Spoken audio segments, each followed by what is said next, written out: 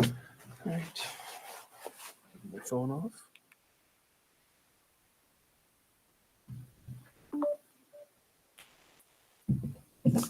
Good evening, everyone. Thank you for coming out. And we will have our 6 o'clock public work session. I'll call that to order.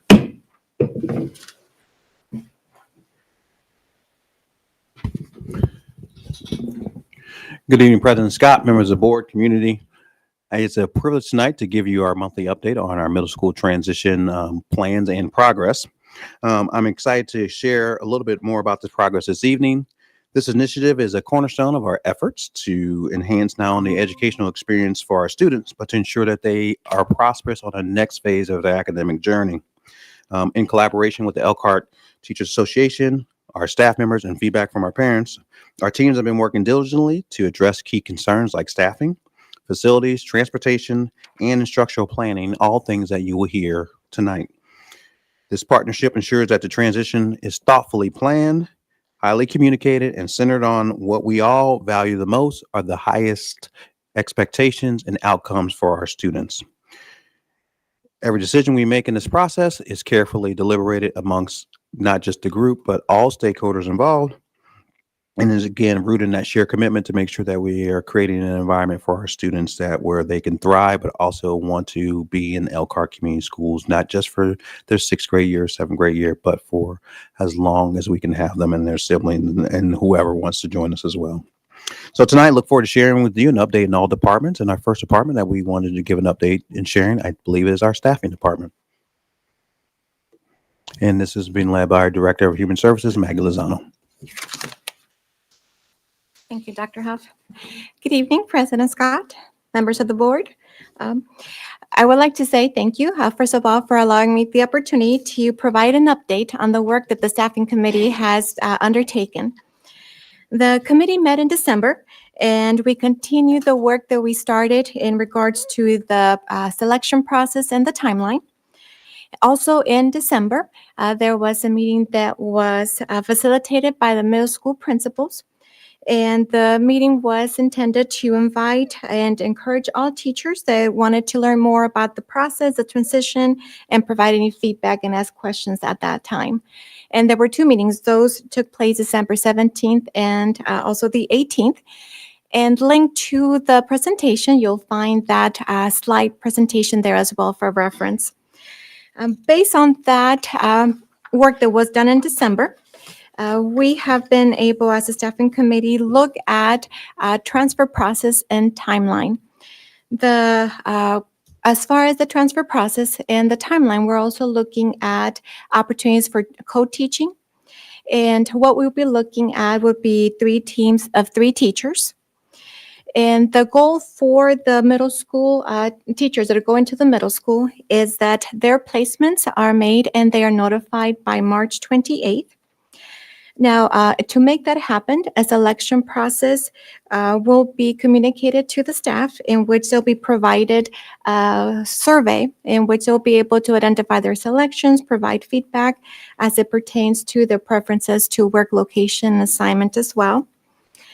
And as we continue to work through that, we're also working with the instructional committee, as staffing tends to be a very fluid process because there's still other things that are contingent on that as far as looking at what is necessary for staffing, not only just the core content, but also for other subjects such as EL, high ability, special education. So as we look at putting together the information that will go out to staff, all that will be included. Our next staffing committee will be meeting on Thursday, and the purpose for that meeting on Thursday is to finalize what that process is going to look like, as well as a selection form that will go out to staff, with the intent to have communication go out to staff in early February so that we can begin the process of the selection and communicating to staff. So at the present moment, that is where the staffing committee is. Any questions that I may assist with? Thank you. Maggie. Excuse me.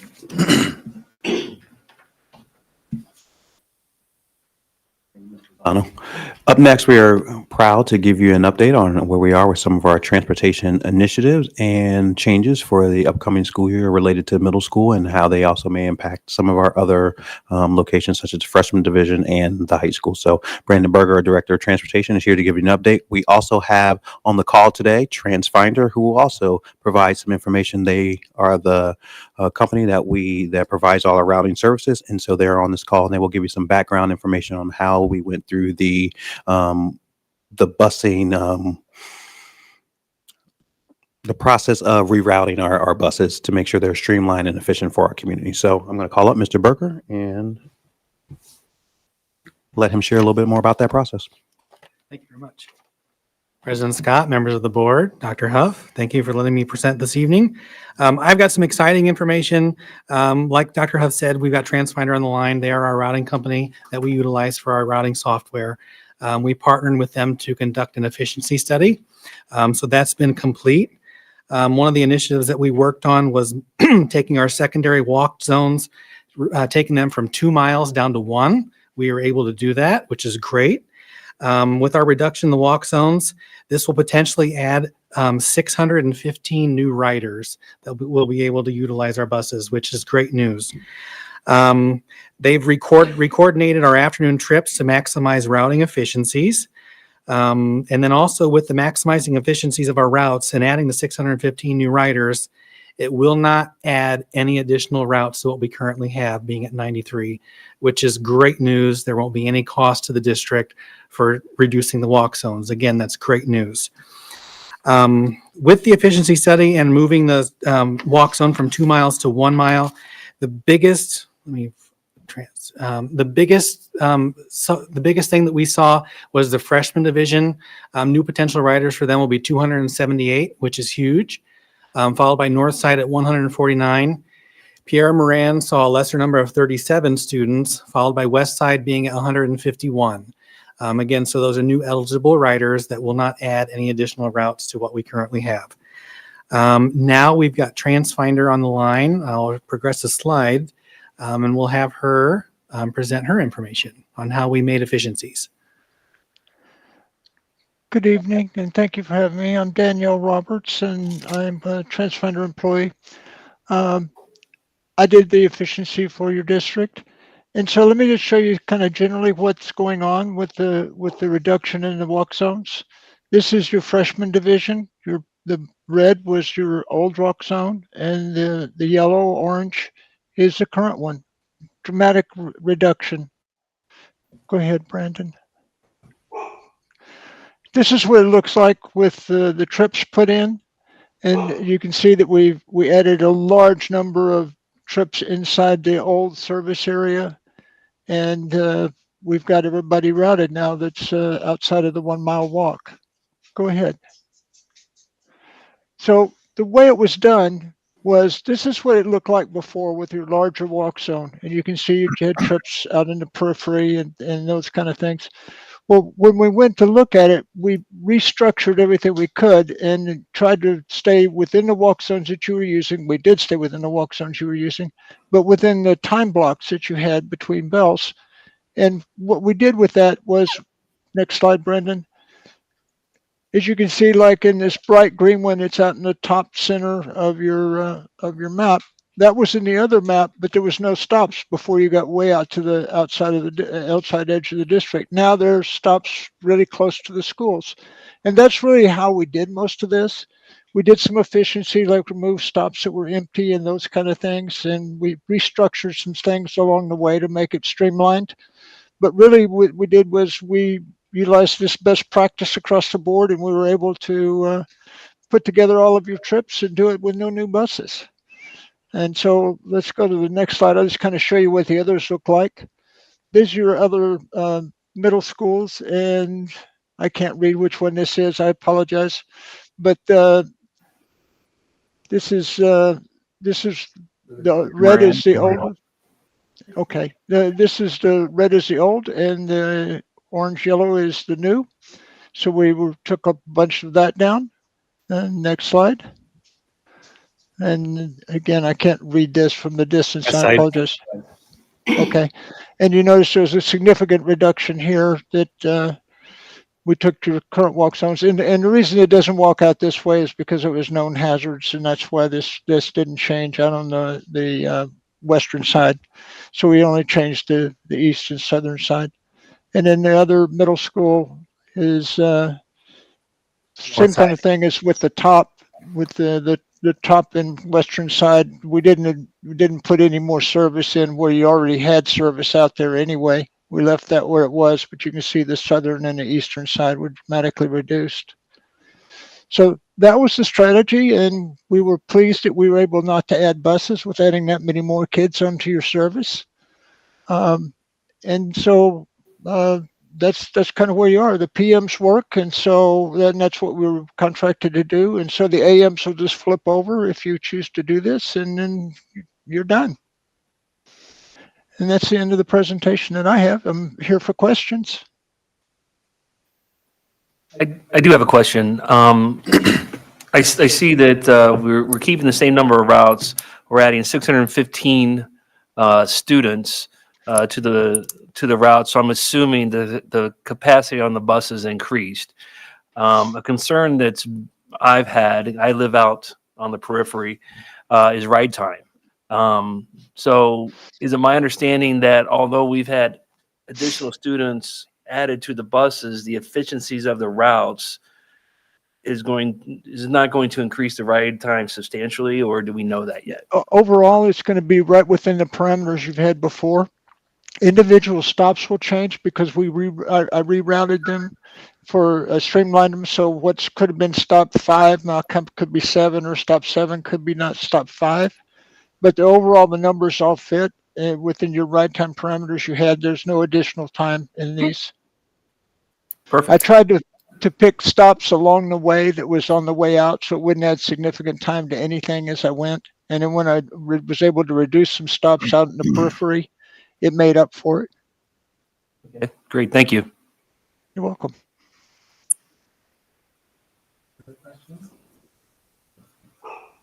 Thank you, Danielle, very much.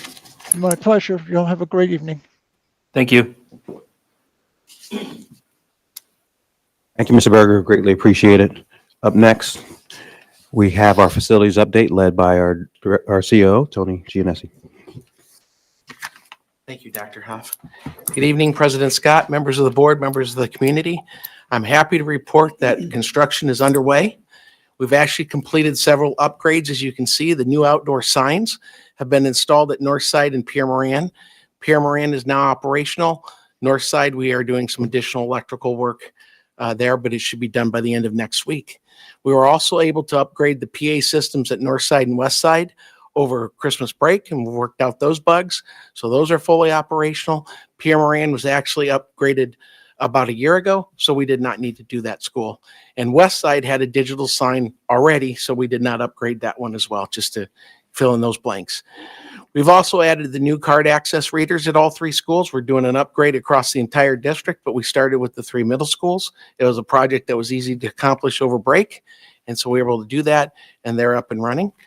And we also modernized drinking fountains. So we had a number of COVID era drinking fountains. They were the touchless that we put in so that we did not have that potential for contamination. And we are in the process of removing all of those district-wide. And so we were able to complete those at all 3 middle schools over break as well. And then the first phase of construction, which begins in the 6th grade area of each school, Northside, Westside, and Pierre Moran, is underway. They actually have completed the demolition and painting, and they were completing the lighting today and tomorrow, depending on which school. But carpet installation also begins tomorrow, as well as the ceiling installation. And this phase will be completed by the end of the week. And then we begin phase 2 on Monday. After phase 1 is completed, we have so many great employees in this district, and we actually have 16 custodians that signed up to help with demolition and cleaning and moving. So we're able to put all of them to work doing various tasks. So it's reducing our costs by at least 50% in the area of demolition. And we're able to provide some additional work for our staff, who we are very grateful for. One of the other items I'd just like to point out is that in our lighting replacement, so we're replacing approximately 1,000 lights, old T12 inefficient lights at each middle school. with new, very efficient LED lighting. Per fixture, we're reducing the energy consumption by 75%. So that's another huge win for us in terms of our cost. So very, very pleased with the progress that's going on so far. Any questions that I may answer? Thank you. You're welcome. Thank you. Good job, Mr. Giannessi. Up next, we have our Communications Director, Aaron Wagler, who's going to give us a communication update.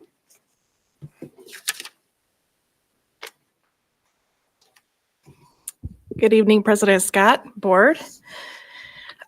We've been busy at work, meeting as a committee, coming up with messaging to be able to help families as they go through this transition process. Some of those messages included the frequently asked questions tab that we have on our website. And as those questions have come in from families, we have updated those answers. We are in the process of updating a few more answers because, as you've heard tonight, we've made progress on some of those answers. So we are updating those as well. We've also been sharing bi-weekly messages with the staff to keep them updated, as well as monthly messages with the families as well. And those messages are done through Parent Square. That is our communications app. But the messages are also for the parents housed on the website. So on the 6th grade transition tab, if they want to go back and look at anything, whether it's the letters or PowerPoint presentations, anything, we have it all there on one landing page. Some of the supports that we've identified to help with that messaging are testimonials. We recognize that through this process, it will go smoother as we have people who have been through transition processes in the past with Elkhart schools. And so the committee has identified people who are in the government, local government here at Elkhart, business leaders, teachers, students, staff members, a wide array of stakeholders, and identified them as people that would be able to help provide that support in the messaging. And so we are working toward a video that will also help in that process and highlighting and featuring some of those people as well.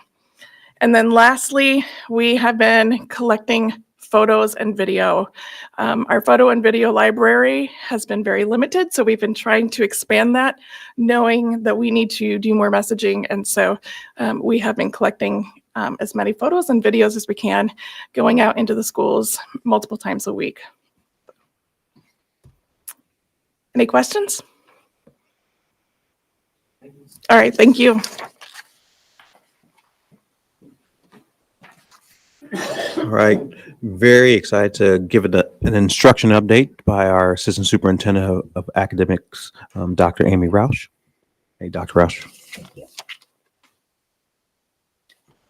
President Scott, Board of Trustees, the Instruction Committee has finalized a 6th grade schedule that is a very nice blend of elementary and middle school. So we're going to keep as Maggie had stated, the 3 teachers together so that they teach those core contents, disciplines versus what they do in the 7th and 8th grade, which they have 4 teachers and they just go to those separate core content areas. The other difference is that the 6th grade will keep longer class periods of 77 minutes compared to the 55 minutes in 7th and 8th grade. What the middle school then piece comes together with the 6th grade is the related arts or the electives with 2 55-minute where they will get those elective courses or band, choir, orchestra. And then we will continue with a 30-minute advisory time each day. This is still a work in progress. The middle school counselors are right now kind of putting everything together and making sure that everything is fit so that then at some point we will then release everything that the schedule will look like for our teachers and for our students. Any questions? Thank you. Thank you. Thank you, Dr. Roush. Up next, Lisa Ernsberger, Director of High Ability. She's a Director of Professional Learning here in Elkhart Community Schools. She's going to give a high ability update and let you know how that fits through this process. Ms. Ernsberger. Mouthful. You're good. Mrs. Ernsberger. Thank you, Dr. Huff. Thank you, Mr. Scott, President Scott, and members of the board. In November, our high ability coordinators met together to talk about the transition and what programming would look like at our middle schools. We went through a lot of various scenarios, but in the end, they all agreed that we needed to honor the work that our guiding coalitions had put into developing our strategic 3-year plan with high ability programming at the middle school. And so that programming will look very similar to what it looks like now, but just adding 6th grade to that. So we would have honors classes at all 3 middle schools, and then we would have intense programming still at our west side, which would be our west side cohort of students for that intense acceleration and enrichment. We presented that plan then to our broad-based planning committee, which is again made up of parents, stakeholders, students even sit on that guiding or that broad-based planning committee, and provided that for an opportunity to give feedback. There was really no feedback. They were all in agreement of the work that had been done with our guiding coalition and that 3-year plan. So moving forward, that was their recommendation. So we currently are on track with our timelines and updates that are presented here to you. Right now, I'm meeting with all 5th and 6th grade teachers to get their not only recommendations for high ability and what the placement should be for those students, but also then offering other students opportunities to have access to those honors classes as well. What questions can I answer? Any questions? No questions. Thank you. Ms. Ernsberger, appreciate it. Up next, we have our support group. Is she around? Is you? Oh, Mrs. Bonner. Mrs. Lopez Bonner. That's why she stepped out. So she stepped. Mrs. Lopez Bonner, our Director of English Language Learners, is here to give an update on how we are going to provide support to these students over here during this transition. So, Ms. Lopez Bonner.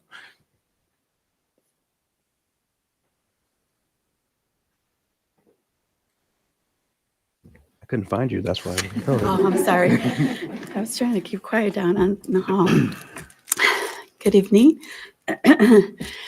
So for the 3 middle schools are being fed into, we had a total of about 70 something I mentioned in the last meeting going to each school. That's if they were to go evenly. I apologize. So when we looked at the individual numbers and we looked at just how many were going, we did have to request for an additional EL position at each middle school in order to, as you can see for Pure Moran, for example, 81 additional just EL students alone. So we were happy to be able to get that approved. And so the plan is that they would assist, getting those additional positions filled to assist at the middle school level. Sorry. Any questions? I hate to ask you a question as you're struggling, but No, I you're fine. apologize. Is are these averages or the totals, are they consistent with the current grades at the middle school, the 7th and 8th graders? Yeah, so obviously at different schools we have different totals, but for West Side, for example, they're at about 118 with only 1 position. So it doesn't necessarily mean that each school will get a 3rd teacher. They only have 1. So West Side will be getting a 2nd teacher with those totals.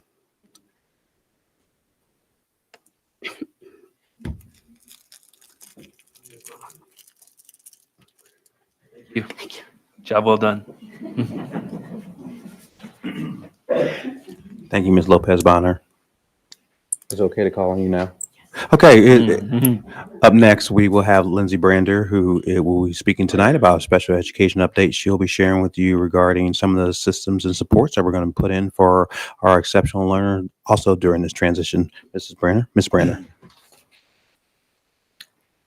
Good evening, Board President Scott, members of the board. We are planning for student shifts with our shifting our 6th grade students to the middle schools. We'll have between, 30, 40 students at each school, and then adding an intense interventions classroom at Westside Middle School. We are currently working with the middle schools and the instructional team to determine scheduling and student needs. To provide student supports via push-in for critical academic areas. And this is where special education's teachers and staff will go into general education classrooms like math and English and provide support within the context of learning in the general education setting. Additionally, students that need individualized intervention time for critical skills development will be provided with that individualized support. There may also be some lab classes. So this would be in addition to the general education class that they might be participating in for, let's say, 7th grade English. They might have an additional class that provides specific targeted skills development in a group setting for students in English language arts. We are working with elementary and middle school teachers to get them together for transition planning for these students that are transitioning to the middle school. Can I answer any questions? How was the intense intervention classroom? How was that decided where that was going to be placed? We currently have an intense intervention classroom at Northside Middle School and one at Pierre Moran Middle School. Additional one would be at Westside. Correct. Thank you. Any other questions? Okay, thank you very much. Thank you, Brander. In summary tonight, I feel like not only has this team done an amazing job working with our teachers and getting feedback, but it's really nice to say that we are on target to hit that beginning of the year next year for our kids to transition into the middle school. I think that can't be underestimated at this time, but also it really needs to be celebrated. Hats off to everyone who has had their hands in this work. Also, the bus efficiency is huge. As Mr. Berger pointed out, and the 12% increase in the amount of students who are able to ride the bus without adding an additional cost. We know that one additional route at a minimum is anywhere between $30,000 and $50,000 for a school district. So to be able to do this without adding one extra dime to that, I think is huge. And also to provide, again, more opportunities for our kids to do not only transportation to and from home, but loop buses, activity buses, those other things that we know are vital to have a strong and sound school organization. I think that is also something as we need to be commended for going through that process and making sure we're making sure that the students have a high quality middle school experience. To Mr. Gianessi's point about the demolition costs, being able to reduce that by anywhere from 50 to 75%, I think is a great thing for our school district. We have highly skilled employees inside of our school district. So have all 16 of our custodians step up and say, hey, they want to be a part of this process. They're not doing it for free, of course, but even with them doing it at a rate of their overtime rate still saves us anywhere from 50 to 75%. And you'll see no changes in the quality of the work that's being done. And I also want to preview what's going to be happening in our next update in February. We want to update our community on when parents can come in and see progress. The goal would be for them to come in after spring break, after Mr. Gianessi and his team are able to get to at least phase 2, so that they can see the progress that's being made, also meet the building principals, and kind of go through an informal tour. So we will plan those nights in after spring break. We'll give plenty of time for communications for families to make arrangements, but that also will coincide with our registration nights as well. And there'll be members from our transportation team, supports team, so that parents can really make sure that they're asking and getting those questions answered and see who's leading and protecting their children at school. So I just want to say, board, at this time, that's going to be the end of our presentation. I will gladly answer any questions that you may have. Well, I want to address the lack of questions on the board. One, the presentations were great. And we really didn't have a lot of questions, but for the community, we were briefed Friday for a couple hours on this. So we've already seen these presentations. So a lot of our questions were answered. So just don't think that we're just sitting up here with no questions. We had quite a few questions that were addressed on Friday. So it always kind of feels awkward when, no questions. You just saw, 10 presentations, really? Well, we went through it on Friday, and but they did a great job. I'm really impressed with the points you brought out about the ridership increasing 12%, 615 students, no additional routes. That was a concern when we were talking about this, long ago was how are we going to get the students to the schools? What's it going to cost us? Knowing that it's $30,000 to $50,000 for additional routes, are these costs that we'll be able to absorb, and to find these efficiencies within our transportation is great. And then, the looking internally to get some of the work done with the demolition, paying our people, our talented people, an overtime rate, which is great for them, but reducing the budgetary costs, 50 to 75% is awesome. So, I'm excited regarding this transition. Each meeting, each month that goes along, we hear more about it. It's Dr. Roush, I think you put it pretty succinctly on Friday when you're like deep breath saying, we're close. We're close to getting it all, worked out, ironed out. It's been a long haul, but these committees, the people on the committees have done a great job. So I just wanted to add that, and if anybody else has anything to add. All right. No, we appreciate the feedback. And again, when this first came out in September, and it's only 4 months ago, going on 5, the amount of not just activity, the amount of strategic thought, conversations, and time that the administrators have put in and the teachers have put in, and we leaned on our consultants, and I believe that every minute that we have spent on this has added huge value to this process. And also, I think the transparency of where we are to next month is going to be really, when we come back to this and have our work session, talking after we have our staffing meetings this week, I think we'll have a pretty clear idea what that looks like for our teachers. We'll have an opportunity. I know tonight we didn't go into, but there's still a retirement incentive that is out there that's still eligible for this Friday. So that's why you can't necessarily go too much into the staffing to see how those numbers shake out.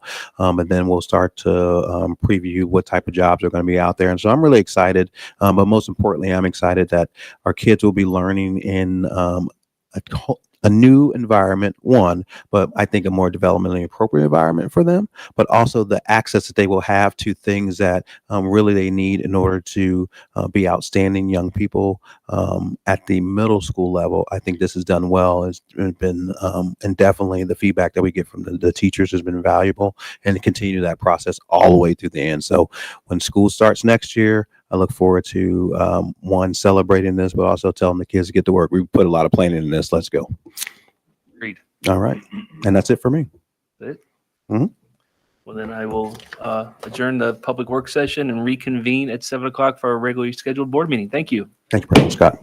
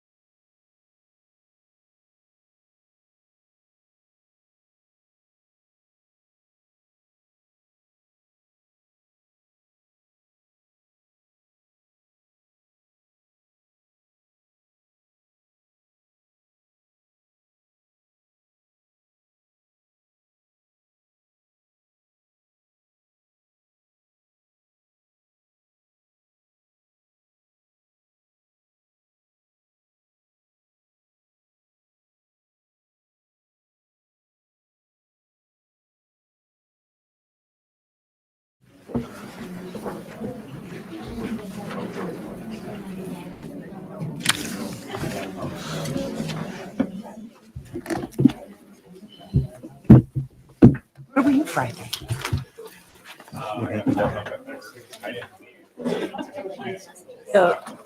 Is this the same bottle you gave me? The picture you sent me, is it the same bottle you gave me? Different. No, it's the same one. Well, I can read the directions. You said you wanted the recipe. No, I thought it was something different than what was on the bottle. No. Everybody basically had a flawless performance. It was like there was like a 0.85 separation between first and last place in points. I wrote it down. Okay, so it was a tough field. Yeah. They enjoy it though. Yeah, she always has a great time. Okay, I do not have my glasses. Hold on. Can you? Tax like 300%. I don't have the.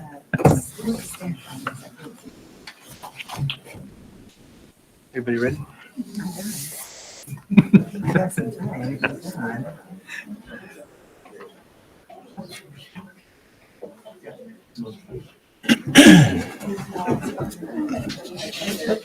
Good evening, everyone.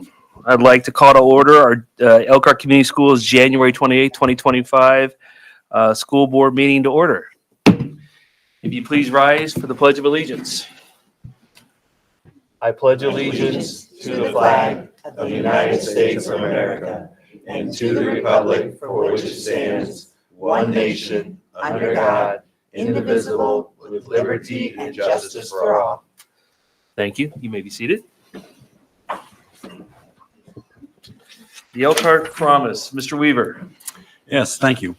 The Elkhart Promise. Every student is known by name, challenged, and supported by highly effective staff, and in partnership with the community will graduate career, college ready, and ready for life. Thank you. Thank you, Mr. Weaver. Our invitation to speak protocol. We have an opportunity for anyone to come and speak on agenda and non-agenda items. You should have received a pamphlet like this with a little tear out here that you fill out, give your name, and why you are wanting to address the board. Give that to Dora. And when we get to the public comment section, I will call your names. Please come up to the microphone, state your name and your affiliation with Elkhart Community Schools. You'll then have 3 minutes to discuss what you came here to discuss. And we do that at the beginning of each and every meeting. Dora.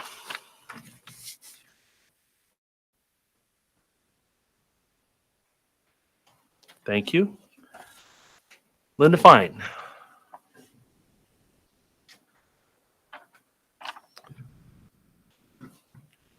Good evening. My name is Linda Fine, and I am a teacher at Elkhart High School and one of the National Honor Society sponsors. Our NHS chapter raises funds throughout the year so that they can treat the teachers on the 9 through 12 campus during Teacher Appreciation Week in May. For the past several years, they've put on a carnival and silent auction for the community. They have committees for the different elements needed to put together a great event. Previously, our promotions committee has copied and cut flyers and then delivered them to all the elementary schools so the flyers can go home with students. This has been the best advertisement for the event. This year, we were not able to do that because of the new electronic flyer, Parent Square. Our attendance for the event was dismal. In 2022, we sold 103 wristbands and 51 ticket bundles. 2023, we sold 72 wristbands and 86 ticket bundles. This year, we sold 24 wristbands and 7 ticket bundles.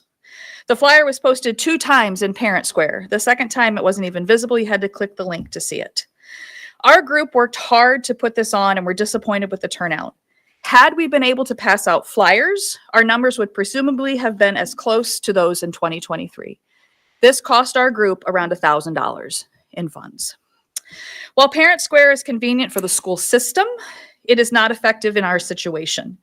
Is there data on how many parents are actually using the platform?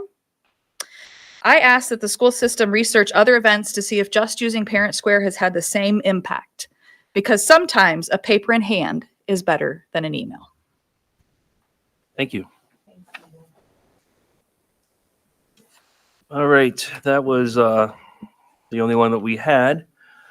As you know, we have a vacancy in District B for the school board upon Jeffrey Blyer's resignation back in December of last year. And we accepted letters of intent and resumes for anybody who wanted to fill that vacancy. And we accepted those up until the 24th. And tonight, we have set aside some time for those who have responded or replied to that, to fill that vacancy for District B, to take 3 minutes to introduce themselves and tell us a little bit about why they want to fill that vacancy. We did have unfortunately, only one person reply to the vacancy and meet the deadline with the proper paperwork. And so tonight, we have the opportunity to hear from Ann Vondervellen for that vacancy position. Obviously, the name is familiar.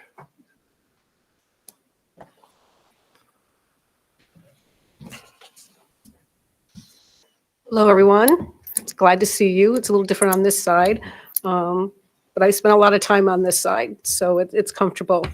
Good evening, and thank you for the opportunity to speak tonight. For those of you who do not know me, my name is Ann Vondervellen. First, I want to express my sincere gratitude to Jeff Blyler for his dedicated service and contributions to this board. I know the decision that he made to step away was very difficult. He has a passion for kids, their education in this community, and I have enjoyed getting to know Jeff, working with him, and learning from him. And it would be an honor to step in and fulfill the rest of his board term representing our district. As a longtime volunteer, advocate, and supporter of our schools, and a recent board member, I believe I bring the knowledge, commitment, experience, and a willingness to continue to learn that is necessary to continue strengthening and moving our district towards excellence. My focus has always been on putting students first, improving outcomes, and providing an excellent education that is both challenging, engaging, while also preparing students for life after they leave ECS. I understand the importance of being fiscally responsible, of managing our resources in ways that benefit our students and maintain the district's financial health, especially as the educational landscape continues to evolve. I believe that as a board and a district, we must have a vision for high expectations for student achievement and growth, and define clear goals toward that vision. And I believe that every student has the ability to learn, and we have the ability to teach all students at very high levels. By working together, listening, learning, embracing our data, utilizing our strengths, the obstacles and challenges we face will become great opportunities for our entire district to shine. I am passionate about education and making Elkhart Community Schools the best district in the state. I look forward to working closely with the school board, Dr. Huff, and his team to ensure together we create an environment where every student has the tools and the supports necessary to thrive. In closing, I would like to say thank you to each one of you for sharing your time and your talents as a member of the school board. This job is not easy, and while we may not always agree, I always respect and admire the courage and the sacrifice that each of you have made to serve our community in this capacity. And I look forward to our meeting tomorrow night. Thank you. Thank you, Ann. So as laid out in the press release and as what I detailed from our last meeting, we will have a meeting tomorrow at 7 o'clock. We'll have an executive session where we will conduct the interview for this district, and then that will immediately be followed up by a special board meeting to which we will vote on this position. So tomorrow at 7, and we'll see you then. Next on the agenda, we have a moment of pride. Hayden?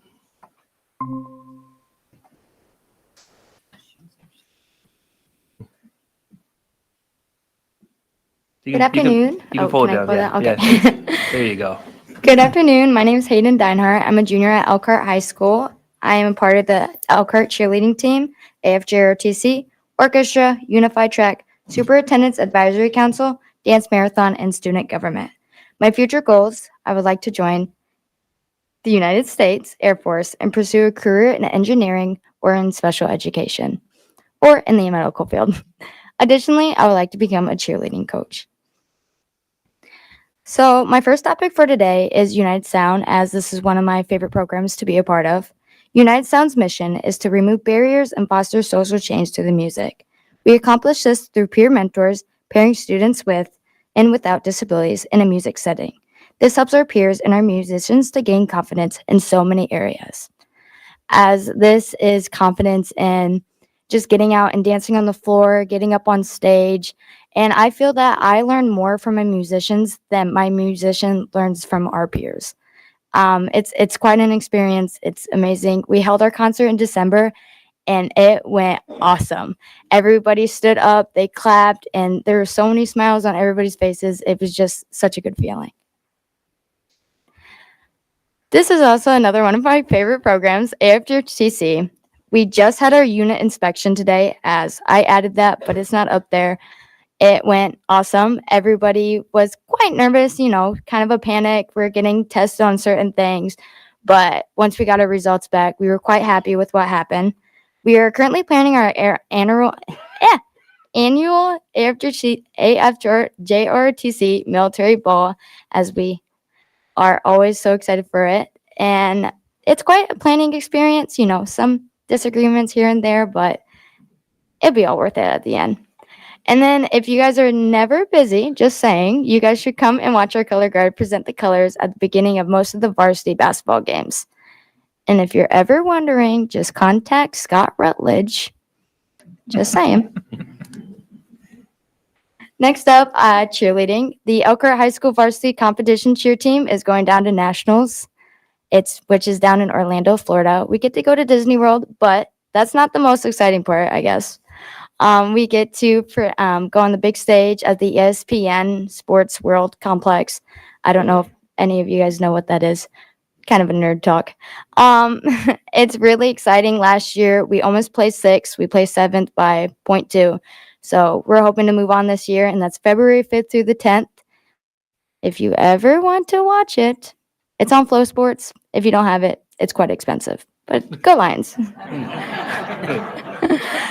Student government, we just had our winter formal dance on January 18th. It was quite a put together, but there were so many helping hands, and everybody was laughing, giggling through it. It wasn't stressful, which was kind of surprising because sometimes people don't fall through on what needs to be done, but it was a really good turnout for everybody. Everybody had fun, and now the juniors are just working on plans for prom. Prom is quite a process, but at the end, it would definitely be worth it. And I think that's all for me today. Thank you. So I believe it's in March. So it should be around the same time that we had last year. Should be the same date, but I can double check with my sergeant. Yeah. Well, we're saving a seat for all of you guys. No, not Most of most you of guys. us. Don't worry, Wait, all of you guys. Right, All of you. okay, yeah, that was good, but I just switched gears on you, because now I moved, I had to move through your whole little process here, because we've got that, you've got cheerleading. So what day are you competing? We're I believe on the 5th, right, Mom? Okay, we might compete that Friday or Saturday, but if we move on, then we complete like 2 days in a row or 3 days in a row. The dates are kind of getting moved around. Thank you. Thank you. I have a comment. Hayden, hi, Hayden. Hi. Hi. Hayden is one of the most outstanding young people I've ever had the pleasure of getting to know since I've been here over the last year. We've had plenty of conversations. She definitely is one of the most outstanding students here not just from the achievements. I don't even know when you sleep. I counted 7 different things that you're involved in. And I've been to 7 different events, and I see that you're already there. You were also, I saw you at the Magical event as well, playing in the background. But when I say kind-hearted, passionate, and forward-thinking, the level of advocacy she does for our students in our district is outstanding. You see that during this presentation, not only is it's filled with humor, but really command of the knowledge and of everything that she's talking about. This is excellence in display. Mighty things come in small packages, and we certainly know that you are exactly what we want representing our school district. And trust me, I sit in these meetings with Hayden every month, and don't let her fool you. She can be quite bossy. And I mean it with nothing but love. I say that to say is if we have students who just do 1% of what you do, they're going to be set up for an excellent life. You have outstanding parents as well who also are with us in Elkhart, employed in our schools. Yes, your mom, I've had plenty of talks. She brags on you all the time. So again, when I say thank you for all you do, thank you for what you will do, and I definitely appreciate you representing the SSAC tonight. So I just want to say hats off to you on an outstanding presentation. Thank you. I think I'll just echo those sentiments. I've not met you, but you have fantastic command presence. You got a lot of confidence. It was great to hear your presentation. So keep up the great work. Thank you. Wow. Thank you for your time. Thank you, Hayden. We're going to follow the moment of pride up with the excellence of Elkhart. Ms. Wagler.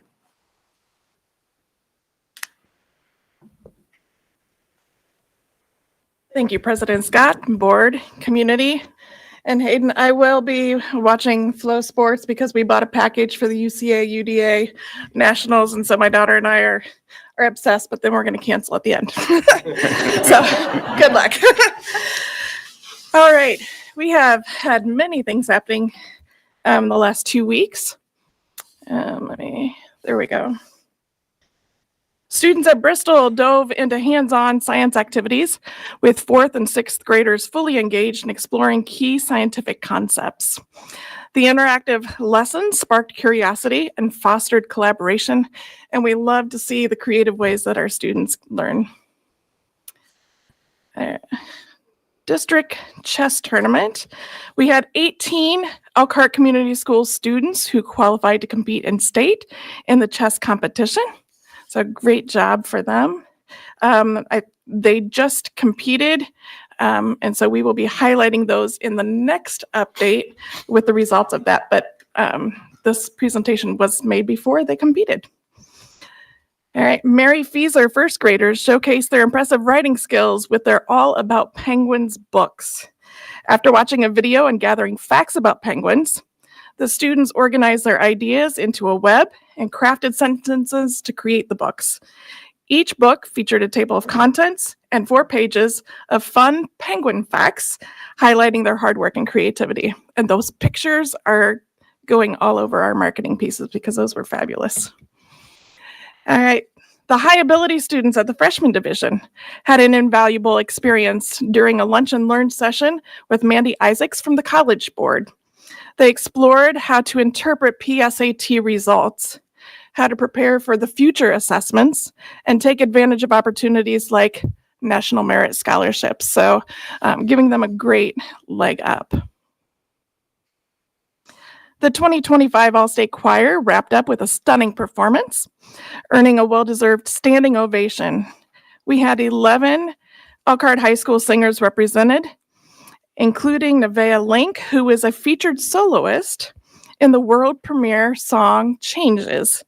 The composer even announced plans to use the group's live recording as promotional examples for choral music buyers worldwide. So quite the honor for them. And in athletics, shout out to the Elkhart girls gymnastics team who won the East-West Invitational. And then also Maya Bentoncourt for breaking the Elkhart school record on floor. I wanted to say it was like a 12-year record, something like that. So she broke the record with 9.9. So great job, Maya.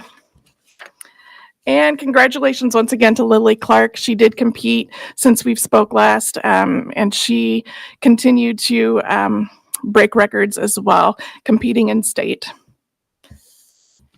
And then future happenings, it's ISMA season, so we are going to be having lots of music competitions and performances throughout. February 1st, boys wrestling. New this year, February 1st, the 2025-26 new and returning student registration opens. We will have information coming later this week, so parents will be looking through Parent Square and social media for that information. February 4th, we have a job fair for Elkhart Community Schools positions, swimming and diving sectionals, and then don't forget, February 14th through the 17th, all schools are closed for President's Day. Thank you very much. Thank you, Aaron. Next on the agenda, we have the Alumni Excellence. Dr. Huff.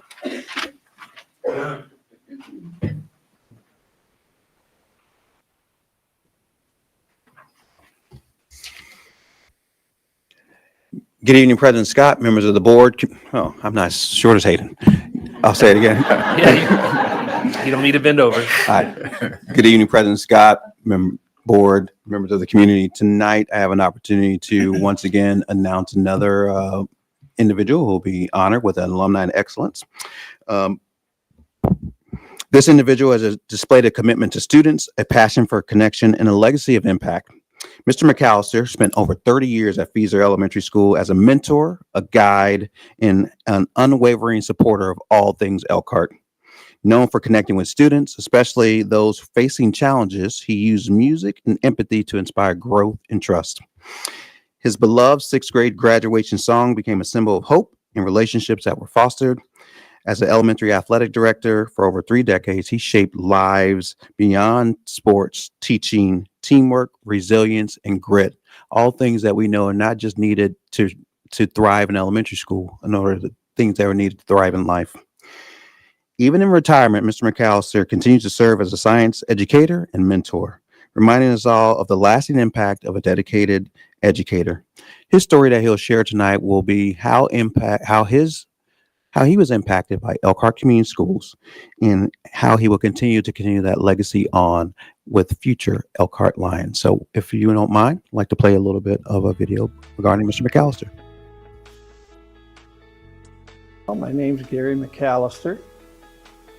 What I do is what every retired guy would do: lay around the house, sleep in late, play a little golf, watch the kids and grandkids. I would say just the typical retired guy stuff. You know, I'm a lifer. Started out at Mary Beck in kindergarten. Went over to Roosevelt School for a few years. Then I went to Weston School. You're not old enough, I'm guessing, to even know what Weston School was. Anyway, I went through the Elkhart schools, K to 12. The first job that I ever got after high school was actually back with the school system. I was a night custodian at Oslo School for 4 years, and went straight from being a custodian into being a classroom teacher. And I did that I quit counting after 30, 40 years. I have no idea how many years it was. And now I'm doing homebound instruction. Being a lifer, I've always been involved with the school system. My father actually worked as an electrician for the school system for years before I even thought about being a teacher. I think going through as a student and then returning back, there's just never been any other thing for me. I've never looked outside of town. I've never considered any other occupation. It was just go to school in Elkhart, push a broom in Elkhart, teach in Elkhart.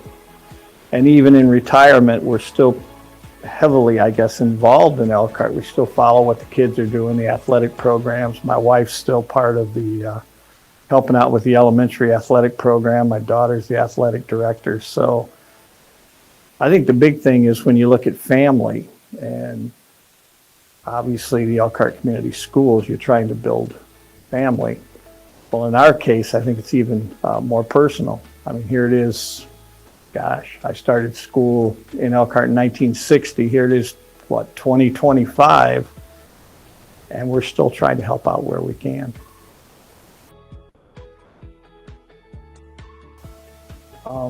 For students, it's go to school, stay positive, try your best.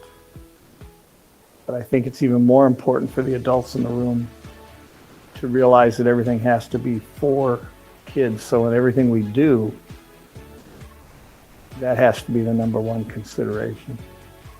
I've always had 2 or 3 things that I've shared with any young teacher I've ever talked to. I think one, every kid who enters your classroom, you have to ask yourself, are they smarter going out than they were coming in?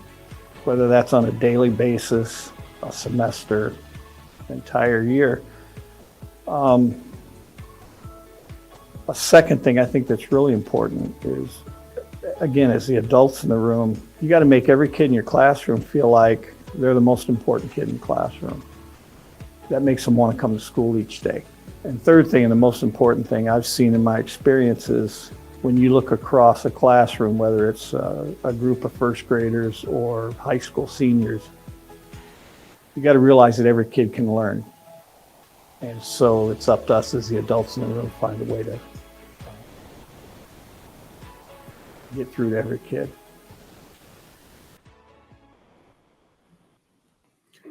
So as you can see, he is definitely a great addition to our alumni excellence here in Elkhart Community Schools. So without any further ado, I hope everyone in this room gives a huge round of applause to Mr. Gary McAllister.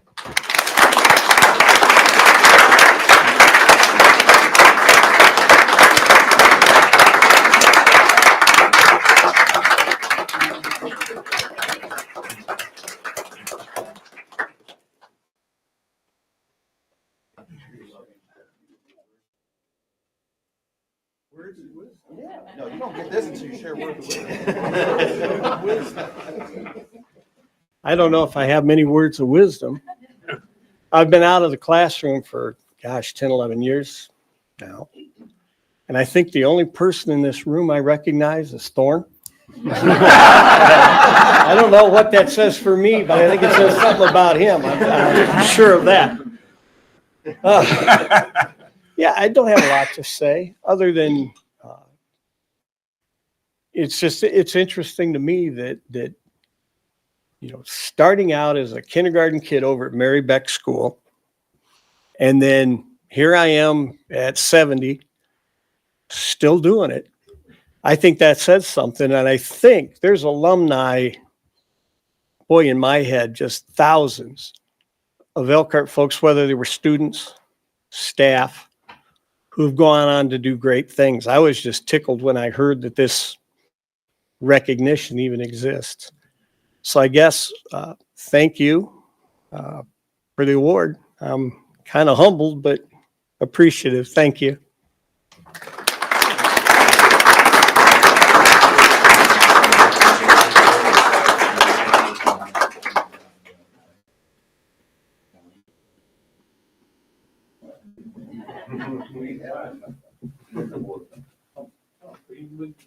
I'll let you get a picture.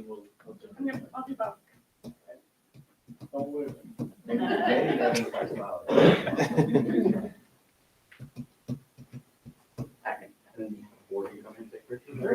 Sure. Thank you for allowing us. Me and the board, huh?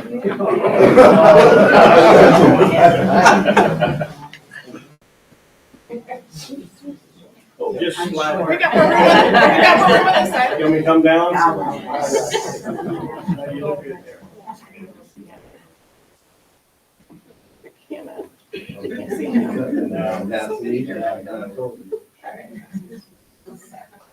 Step in front of your break, sorry. All right, ready? 1, 2. All right, thank you. Can I get one more from you? No, you guys were great. Good. All right. Perfect. It worked. Thank you. Oh, not my idea. Heard my name.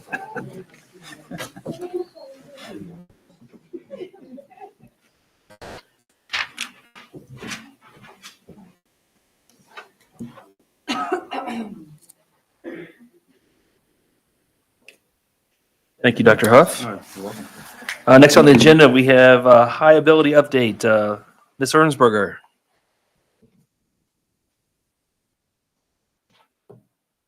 Thank you, President Scott, members of the board, Dr. Huff. I feel honored to follow both Hayden and Gary. Very lucky to be in their presence this evening. Jake. Thank you. Every year in high ability, we set a specific focus for the year. This year is especially exceptional because it marks our first year outside of our 3-year plan. And so that plan was initially implemented during the 2021-2022 school year. So the first 3 years were dedicated to getting programming in place, the right supports in place, and meeting the needs of our high ability students.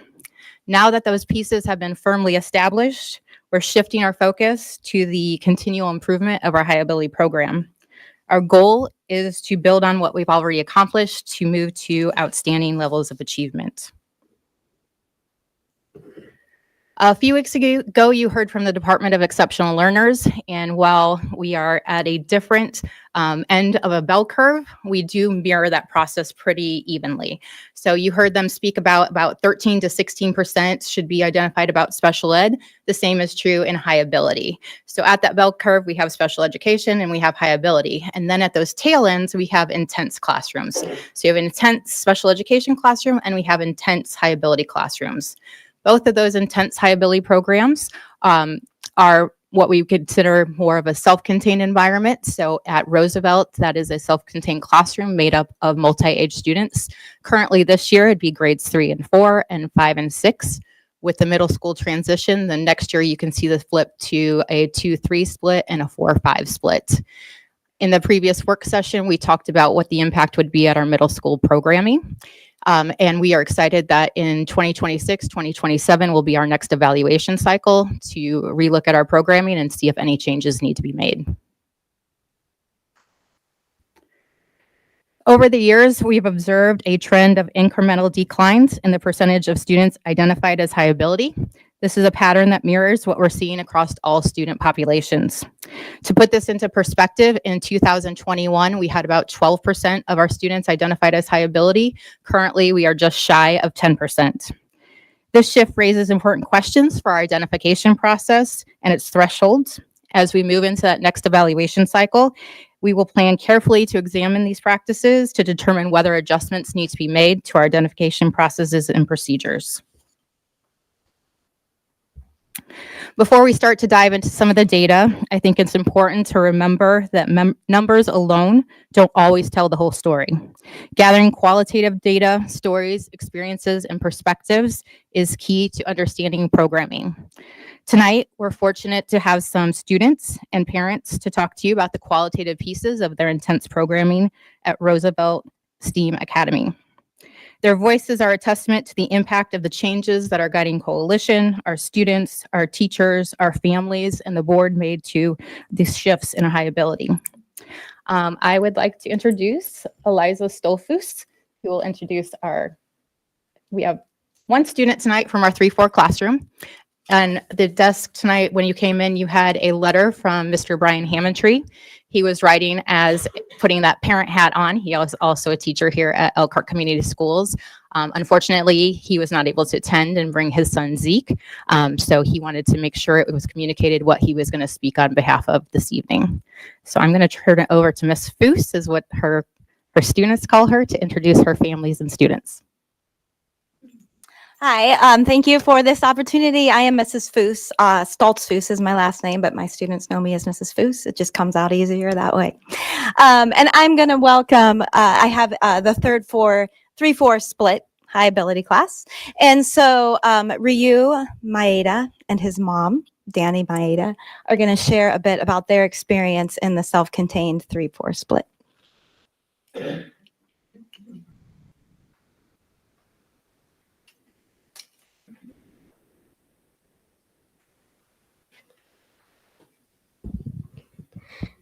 In the high ability 3-4 split class, I felt like that I was getting a better education, and I feel like I got smarter over the past weeks and stuff.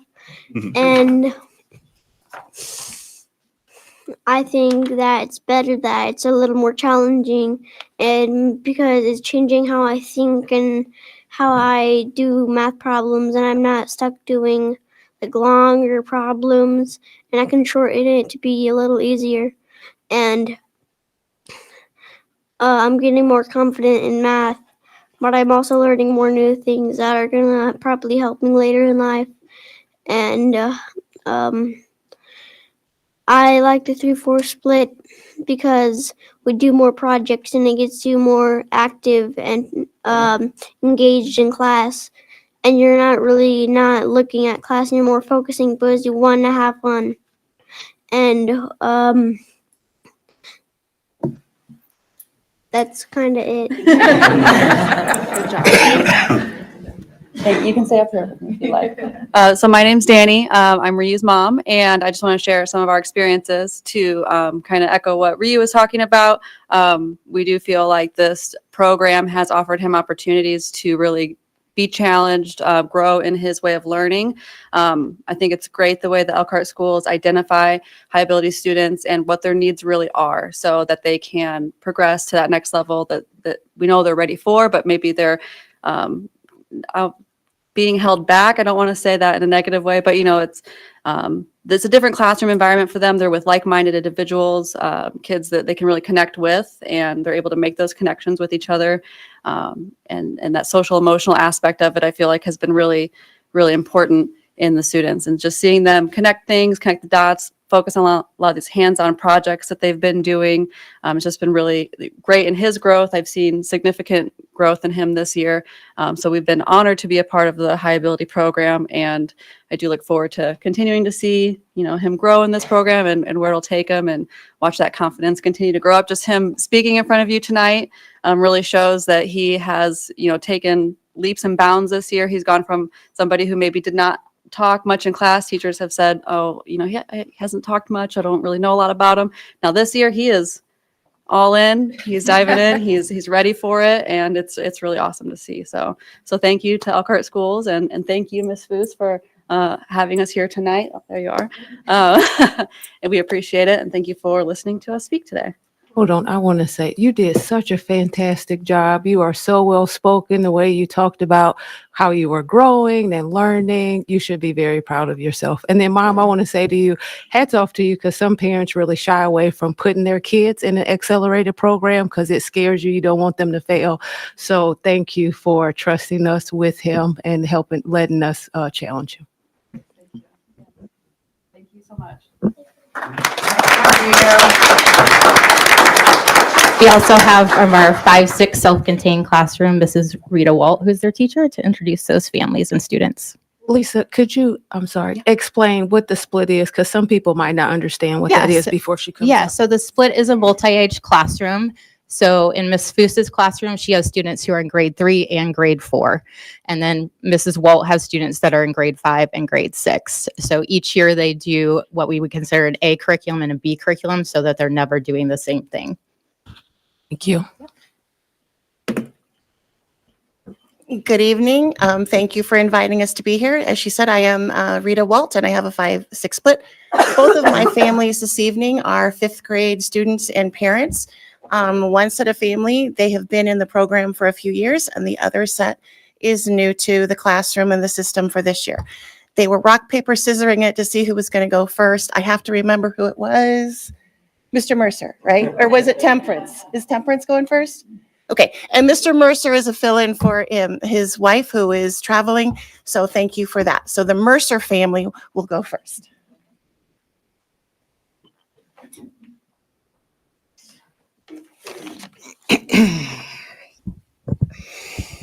All right.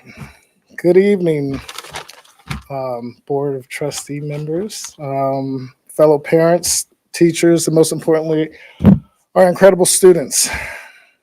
I, Thomas Mercer, stand before you not only as a parent, but as someone who believes in keeping our kids engaged with meaningful education.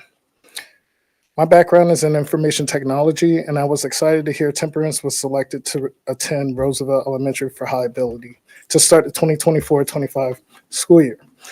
As a high ability fifth grader, from the beginning of the year until now, we have enjoyed working with Temperance and doing science projects, learning Latin STEM terms, and making new friends. One of the reasons why we were happy for the acceptance into the school is because last year at the school that I will not mention, I can recall hearing Temperance stating that she was selected as a teacher's helper, which was great for the other students, but for Temperance, this was more of a burden than an achievement. She felt isolated and was even frustrated by the pace of their curriculum. I would hear regularly that she didn't learn anything new.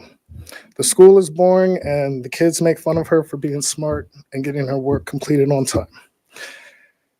Thanks to Mrs. Walt and all the other teachers and staff at Roosevelt Elementary, we found a supportive environment that recognizes and nurtures her talents alongside other kids that are curious to learn more.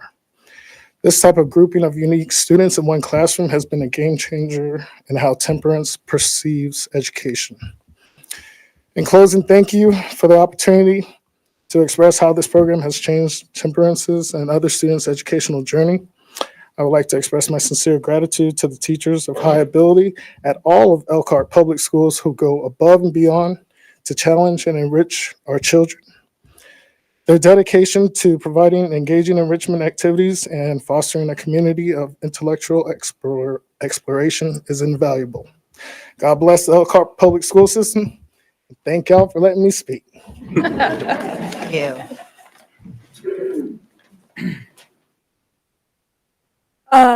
Hello, Hi, Temperance. I'm Temperance Mercer, and this school year has been way more fun and challenging than any other school year at any of my other schools I've gone to. The curriculum is packed, and I'm never bored. My classmates are really nice. We work together really well. It's actually really nice to have different grade levels in the same class and have different friends of different ages.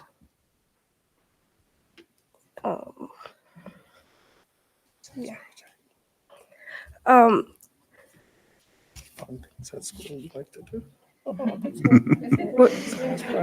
Hold on, Temperance. I want to just thank you for not giving up. You're such a beautiful young lady and never let the negative words of other people stop you from being who you are. So I'm glad you found a place where you fit and that you're being encouraged.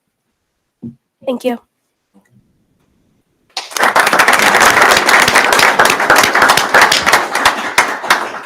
She is a really hard worker. And I'm glad they're working on those Latin stems because they just throw us all. Our next family, it's Julie Will and her daughter Mary, and they have been in the program for a 3 years, and they're here to speak to you about their experience. Thank you, Mrs. Walt.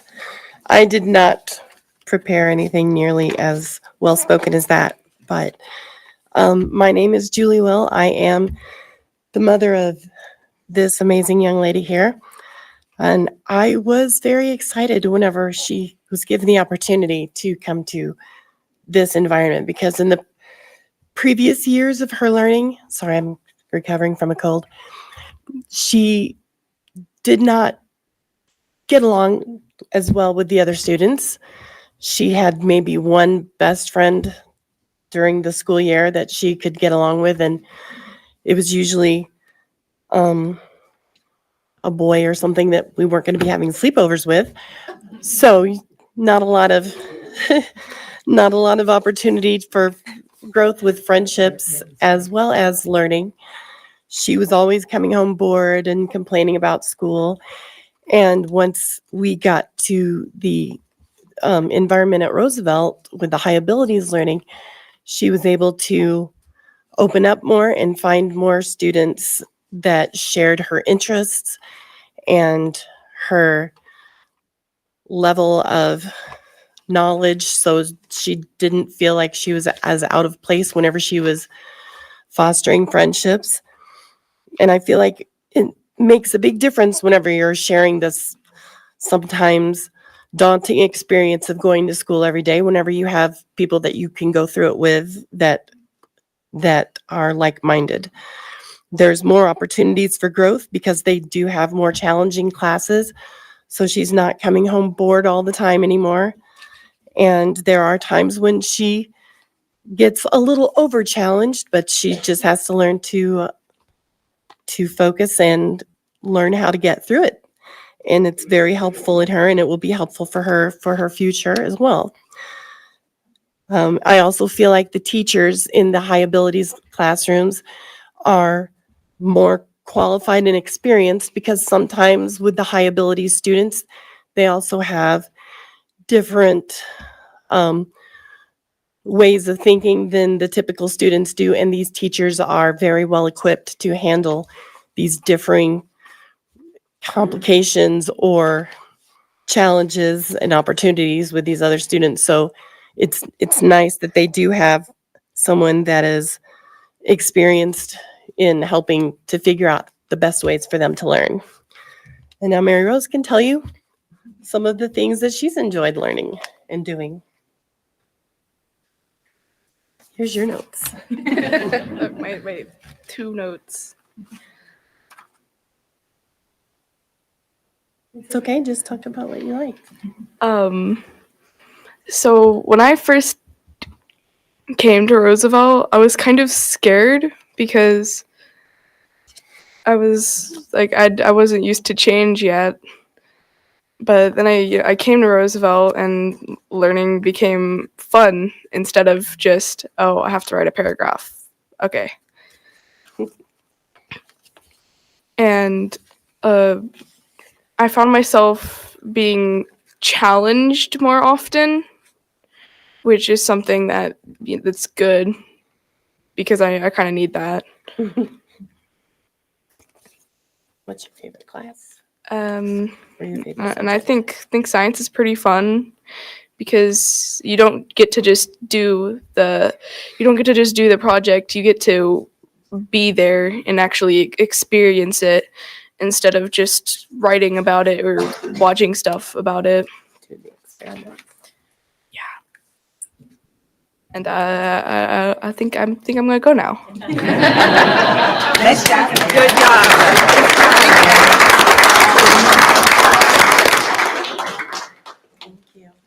Mary, thank you for going outside your box and doing that. That's awesome.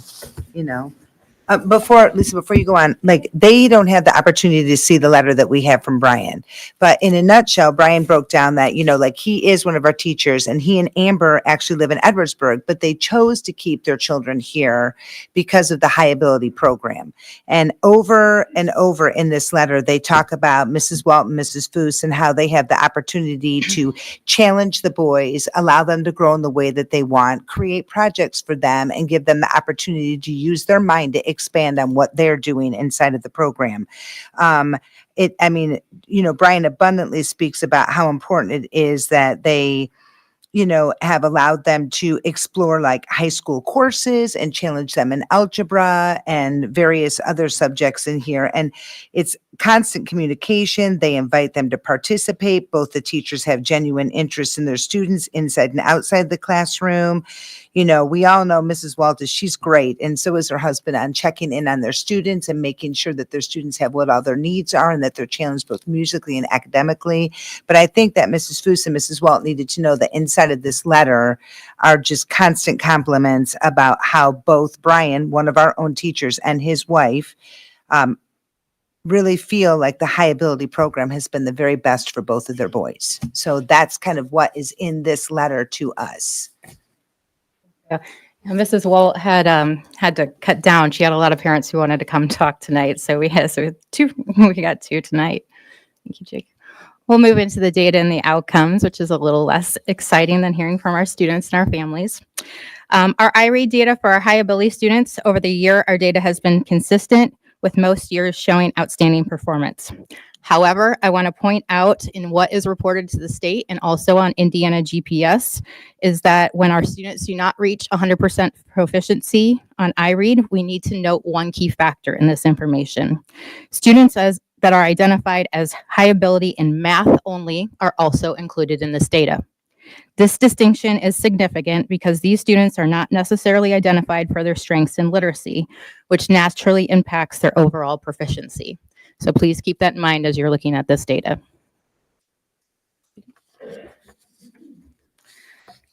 Historically, our reading scores for high ability students have been a strength across the district. However, in recent years, we've observed some variability in these scores. One notable trend is the connection between the implementation of junior grade books and our increased proficiency levels. In buildings where junior grade books is being used consistently on a monthly basis, students are maintaining high levels of proficiency and achievement.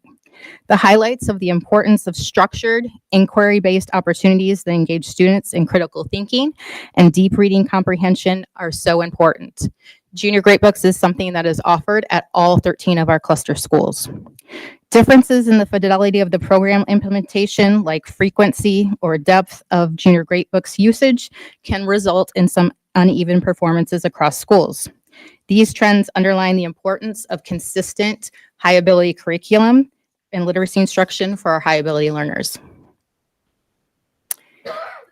In math, for the most part, our students in grades 3 through 5 are doing great. However, as we follow this trend line, we can see that in the upper grades, we start to see a downward trend in their performance data.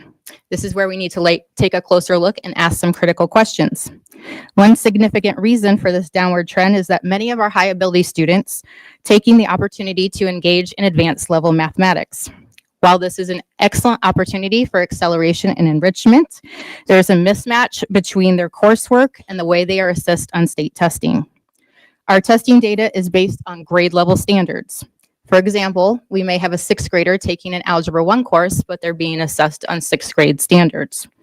This creates a little bit of a misrepresentation of their true ability, when in essence, they are mastering much more advanced content. Often, these students don't require a deep repetition of grade level standards, but only a brief refresher prior to testing windows over those key concepts. By re-engaging in students in the grade level standards, they're better prepared to demonstrate their mastery on assessments. To address this, our middle school teachers, our middle school math teachers have started looking at implementation of grade level content and skills throughout the course of their year. This is a process we will continue to explore and participate in further. Moving on to our high school, taking a look at our SAT data, you can see we are gradually on the upward trend. One positive observation is to note that most of our high ability students achieve that 1030, which selects that box 3 in their graduation pathway. This indication, though, also is a strong reminder that we are a ways away from that 1250 that is needed for a potential indicator of academic honors diploma. Looking ahead, I'm particularly excited because with the implementation of our West Side cohort, those students have started taking the PSAT in 8th grade, so we can see where they're starting and where they have opportunities for growth.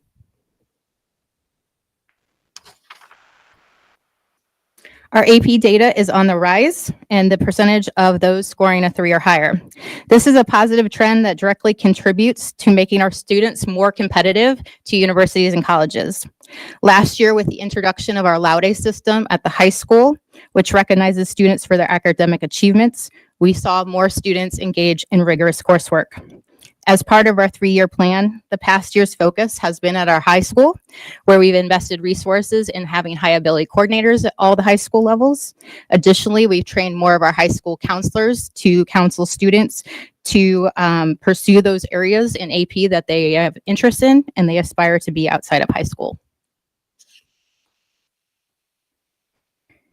As you can see, the diploma types for our high ability students obtaining an academic honors diploma is a little short of what we would like to see. This raised the question last year, and we formed a task force to address this deeper issue.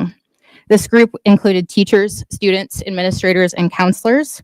Together, we identified a key question: how do we create more opportunities for students to take a 3rd year of world language, which they identified as one of the root causes to not achieving an academic honors diploma. We discovered many of our high ability students will take sign language and Spanish. However, scheduling constraints often are the barrier for them being able to complete that 3rd year of world language. Our task force explored a couple different options. We discussed the use of summer school as a potential option for students to complete their second year of a language, allowing them to get that third year in high school. Another idea considered was that we could incorporate world language at the middle school, but ultimately scheduling constraints prohibited that idea.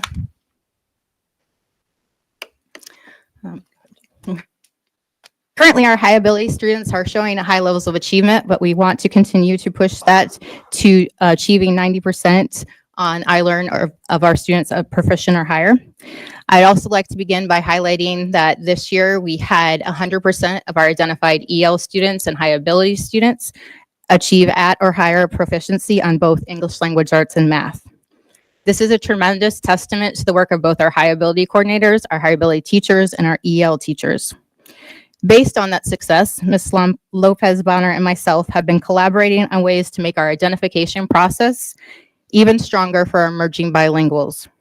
We recognize the importance of ensuring equitable access to opportunities and want to ensure our high ability program mirrors the demographics of our students. While we celebrate these successes, we still want to invest further in high ability licensures for our teachers and staff. One of our goals is to have at least one trained person at each building. Currently, we have 5 elementary school buildings that do not have a trained high ability staff, and 1 of our middle schools. So thank you. And what questions can I answer or take back to our team?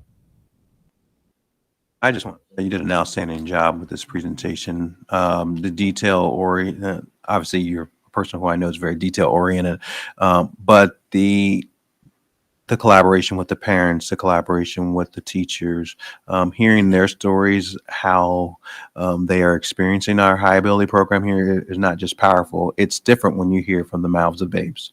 So I just want to say thank you for all your hard work that you're doing to get all the teachers on the right bus, so to speak.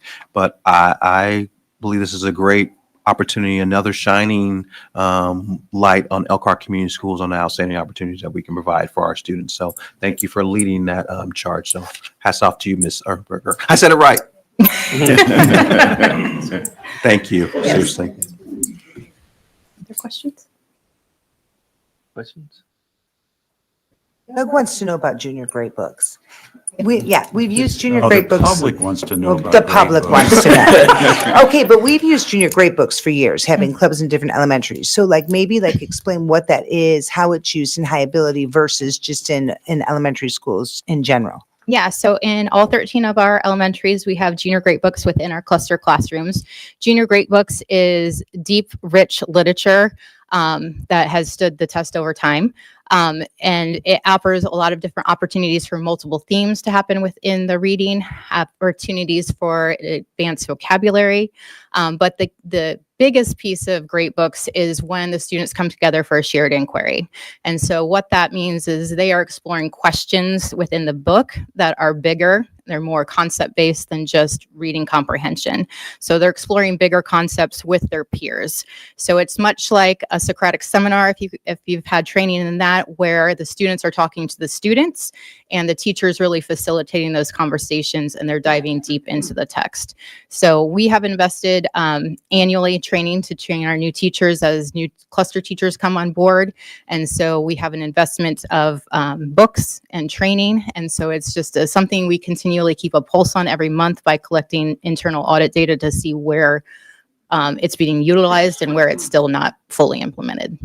So in just ordinary language too, it allows and I may be wrong, because it used to be like an after school program that they would use it for. And it was like an exciting thing where they could write their own books, they could read them to each other, illustrate and do different things. Now, are you using that in elementary schools as a high ability level there for extra challenging of where the children may not be getting that because they're not going to Roosevelt? That's how we use it now. Yes, so it is in Okay. our cluster classrooms. It is part of their reading block at least once a month. So the process of Great Books is a 3-day process where that last day is that shared inquiry where they're talking together in the classroom. So at least once a month they get together and they have that within the literacy block in those cluster classrooms. And this is just a question, but if we don't have the high ability or the teachers that are trained at this level, do they still have the opportunity in those 5 elementary schools to do the junior grade books?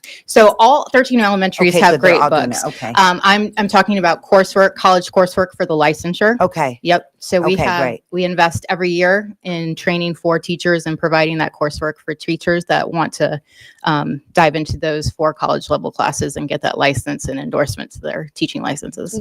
Okay, great. Thanks, Lisa. Thank you. Thank you.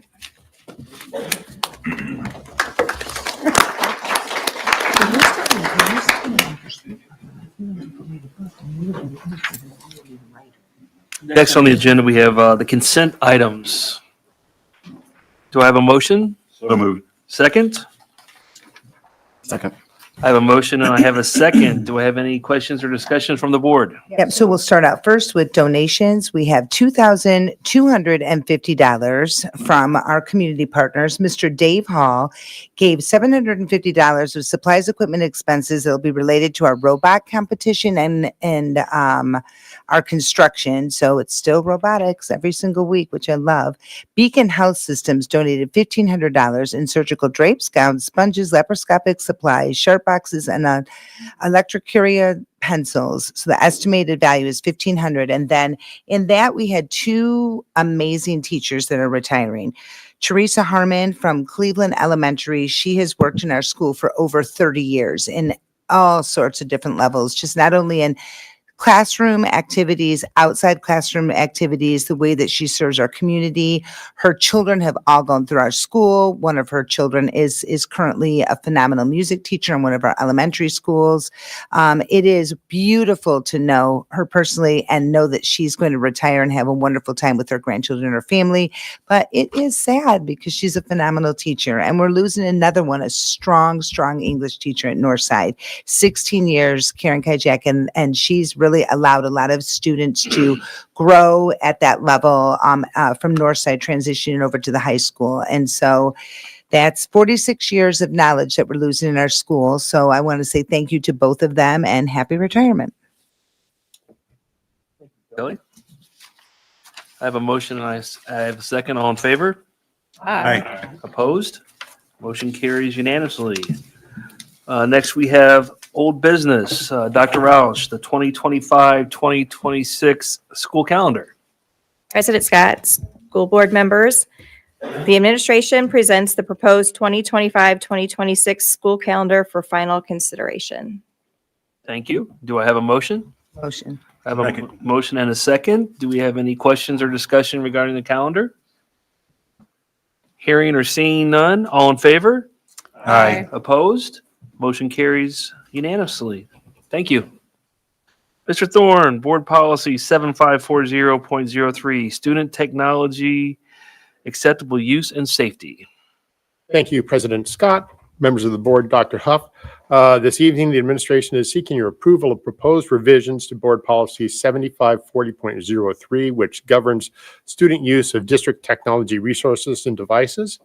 These proposed revisions also address district expectations regarding the appropriate use of all district-provided technology resources, as well as providing directions to our students regarding their appropriate use of large language model artificial intelligence. These proposed revisions were first submitted to you. Second. I have a motion and a second. All in favor? Aye. Opposed? Motion carries. It is continued to our next board meeting. Moving on, next board policy would be Board Policy 7540.06.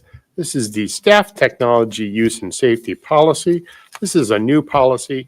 The administration is seeking your approval of this proposed board policy, which again was first submitted during our January 14th meeting.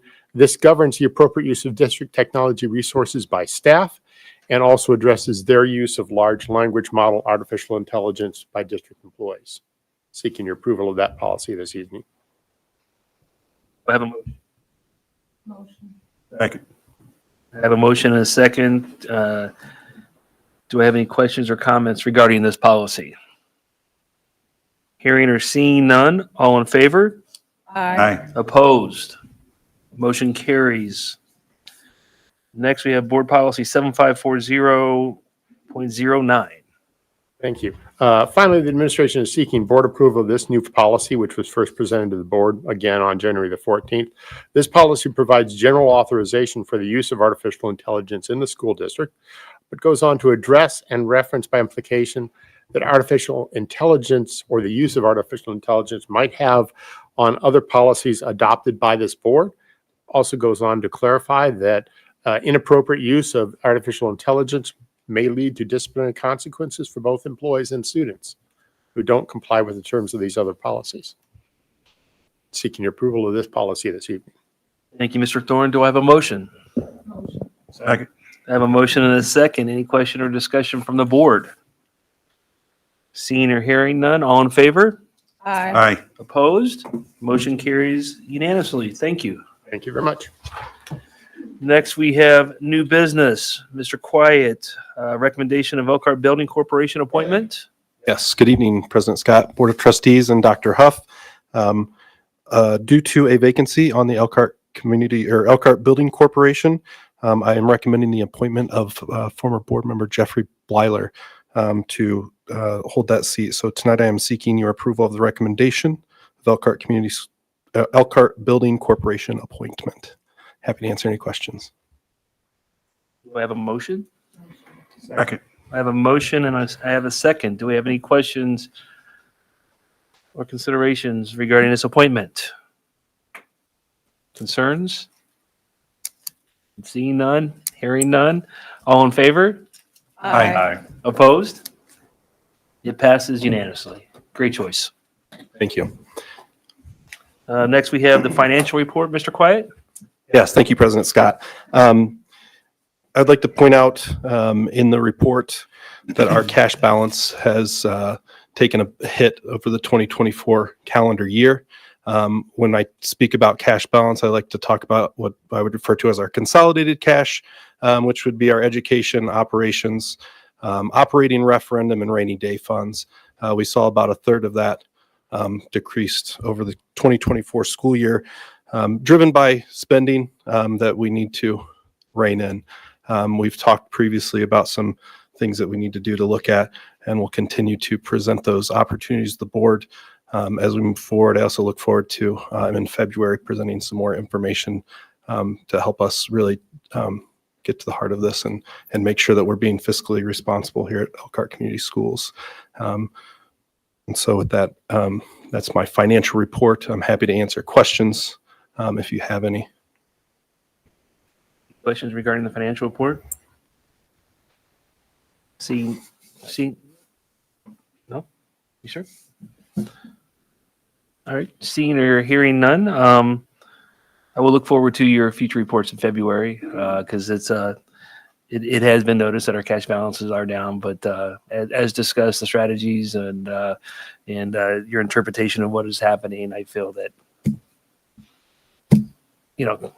we have a plan in place. And I guess, can I point out publicly also that that cash balance still remains in a healthy spot. The recommendation of cash balance to expenditures would be in the 12 to 17% range, which would be prudent. We're still within the range. We remain within that range. And so I feel confident that we have the opportunity to make the changes needed to get us back on course in regards to that cash balance. As your predecessor would say, he was ultra conservative. Yes. And I see the same traits in you. So I think that's important that, publicly, there's some things that are noticed, but we are within the range of where we need to be. Thank you. No further questions or comments. The insurance report. Yes, thank you, President Scott. We were, as was mentioned in previous board meetings, we had a large claim that we were working to adjudicate, and that has come through, which was a great benefit to the plan. We finished the year right on track. We're about 1% above projected costs. And so the plan has performed from a budget standpoint the way that we had hoped. And we're excited to continue to improve that plan for our employees as a wonderful incentive that the district provides. So happy to answer any questions about the insurance report. Any questions from the board or comments regarding the insurance report? Thank you, Mr. Quiet. Yeah.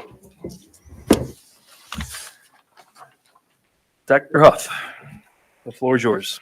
Thank you, President Scott, members of the board, community. I would like to go back and handle some old business that we have from the last board meeting. Last week, we had a teacher come up and talk about the connection between the freshman division and the high school. I just want to let you know, as we have historically done since I've been here on the board, is that we follow up and we address with these issues. So I did meet with that individual and listen just a little bit more about how we can make sure that our students feel like lions on both of the campuses and things that we can put in place.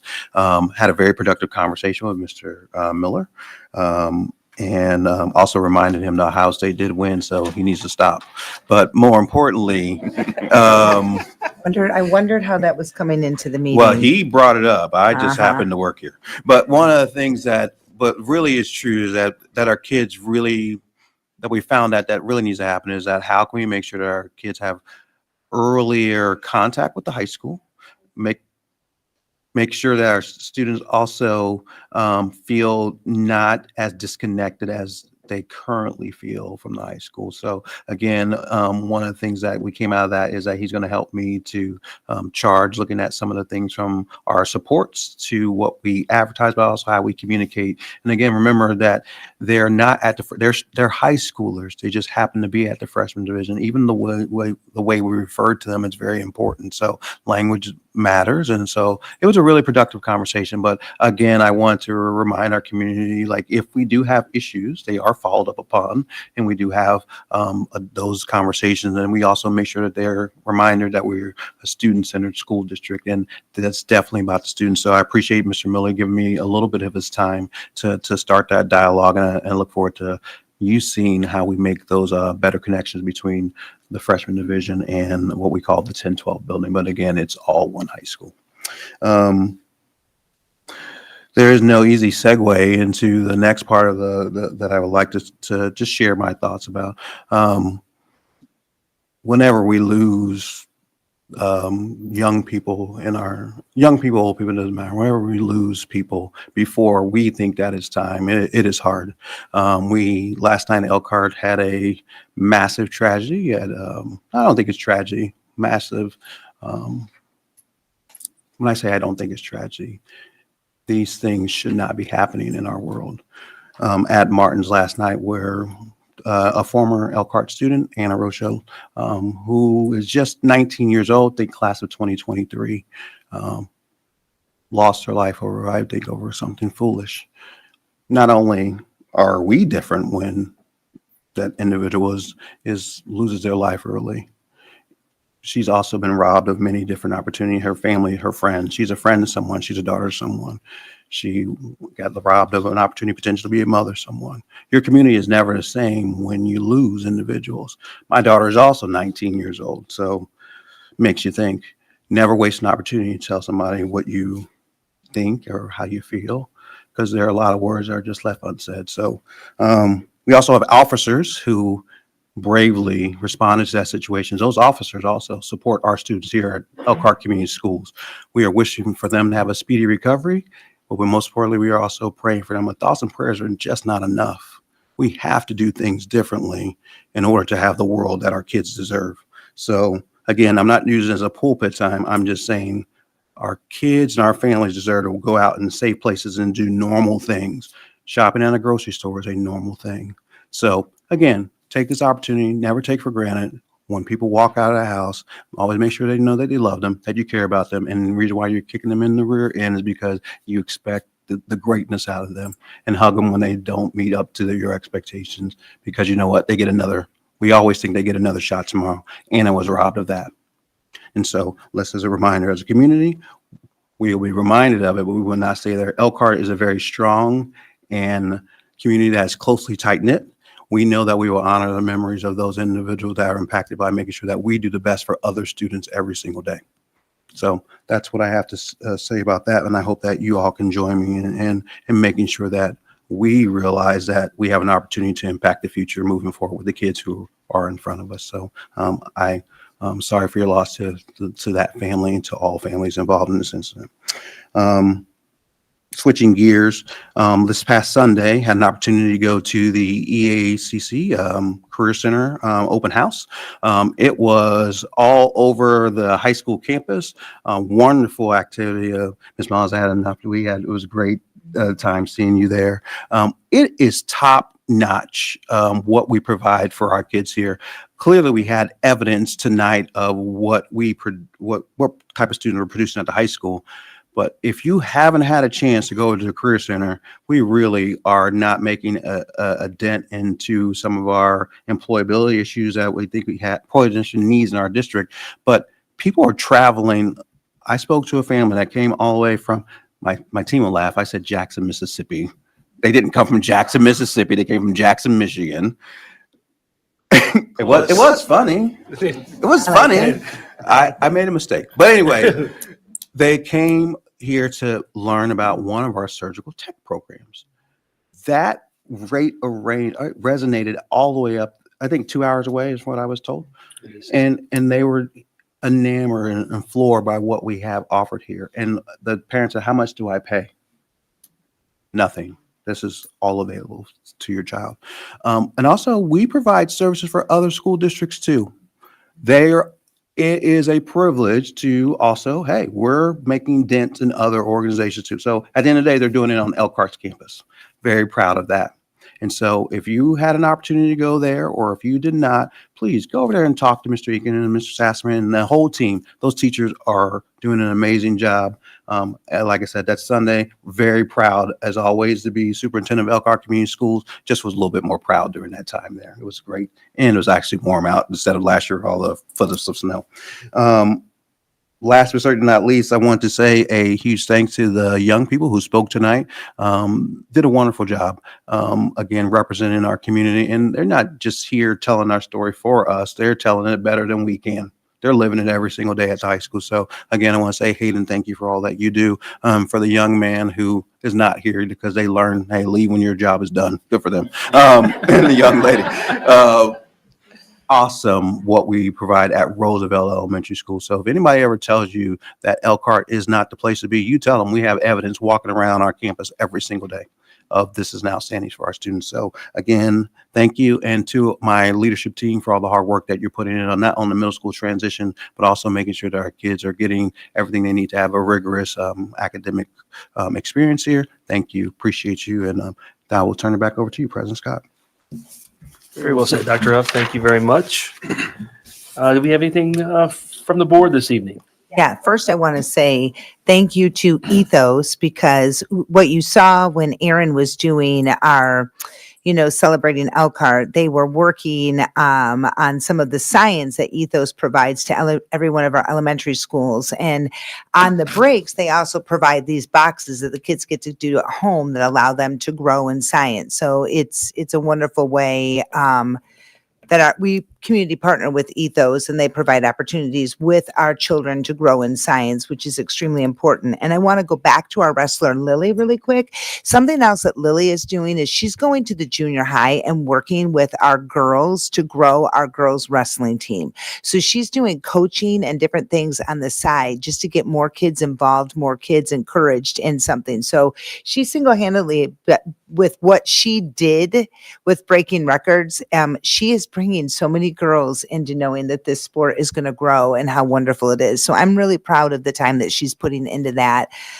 They're a large wrestling family, and it's pretty amazing. And then the Career Center. So I don't mean to always harp on it when we go to talk about it, but Jackson, Michigan, my mother lived here and I lived in Detroit. And when they found out that the Career Center existed and I was able to go to beauty school, that's how I landed here, actually, was because the Career Center was an opportunity for me to grow in that area.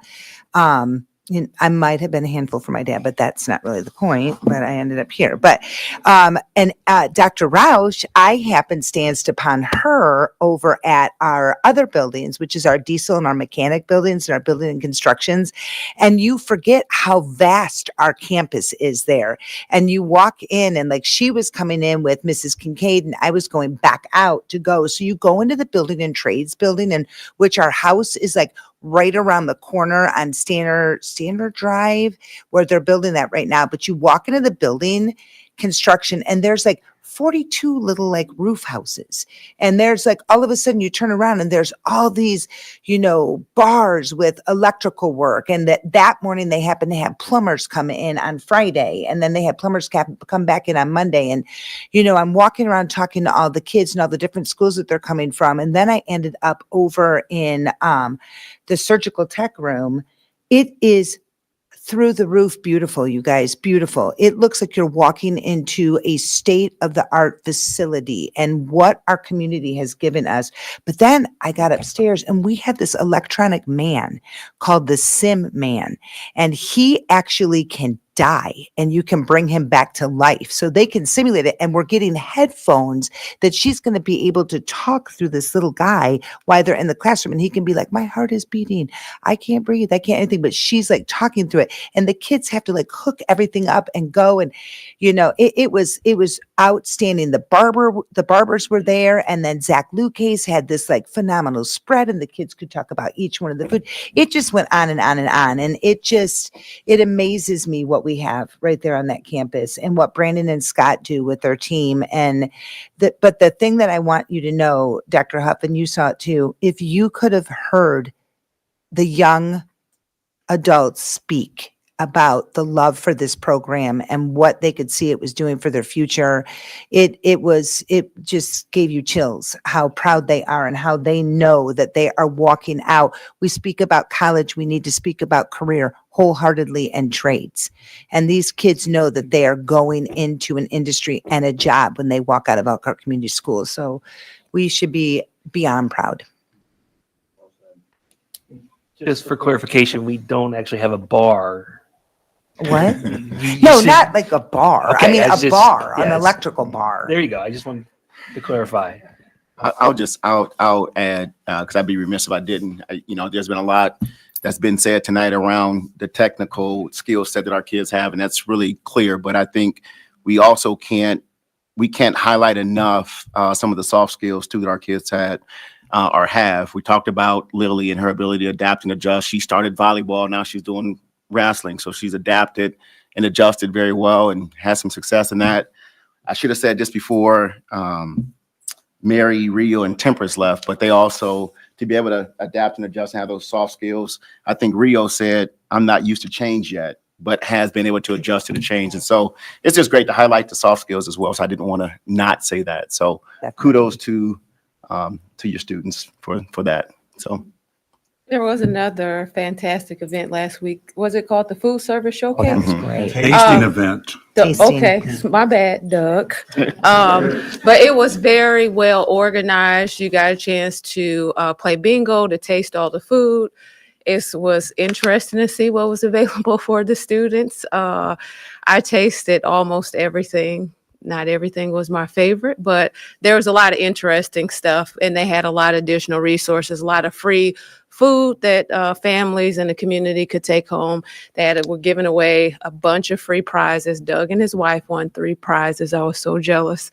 And then they gave away a 50-inch TV, and one of our families, I think it was an elementary school student, they picked her name and she won the 50-inch TV. So it was a great event, lots of good resources. So hats off to food services and all the other vendors that were there. It was a great event.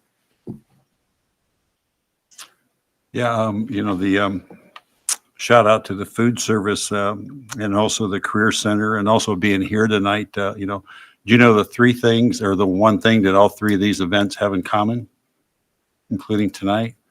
It's called food. They feed me to get me to come to these things, just so you know that. Food is a driver. At any rate, this goes back, a couple of years ago and stuff like that, when we were having trouble getting subs and teachers and stuff like that, we instituted a plan that upgraded the pay, of those individuals that were willing to come in and substitute. And so I call this kind of an audit system. Anytime you get good feedback, from somebody from the outside with a different set of eyes. And I got this text the other day because I told the individual, I said, you're on the agenda tonight. We're going to approve you as a substitute. And he said, thanks. I've had a great experience so far. first time experience ever at K6 at Monger Elementary last Friday. Your teachers at the freshman division and Monger really run a tight ship. Very impressive. My retired colleagues of mine, and this individual comes from Middlebury School District, are flocking to Elkhart due to your substantial difference in pay compared to surrounding school, and also your teaching and learning environments. So believe it or not, we are doing the right things out there. So congratulations. Keep up the good work. Thanks. Thank you, Mr. Weaver. Anyone else? Mike, do you have anything? All right, meeting adjourned. Thank you, everyone. Come on, Mike, bring it in.